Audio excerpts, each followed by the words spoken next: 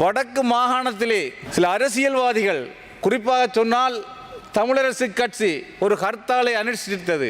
உண்மையிலேயே கடந்த காலத்திலே பொருளாதாரத்திலே பின்தங்கிய நிலையிலே காணப்படுகின்ற எமது மக்களது பொருளாதாரத்தை மீண்டும் பாதாளத்துக்கு கொண்டு செல்வதன் ஒரு நோக்கமாகத்தான் இந்த ஹர்த்தால் அனுஷ்டிக்கப்பட்டது.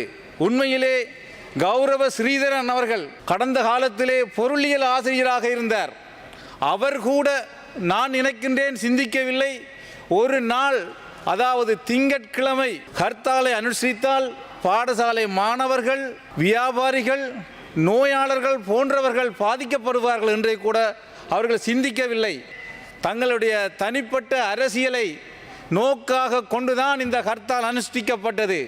ஆனால் இந்த ஹர்த்தாலிலே வடக்கு வாழ்கின்ற பெரும்பான்மையான மக்கள் இதை ஆதரிக்கவில்லை.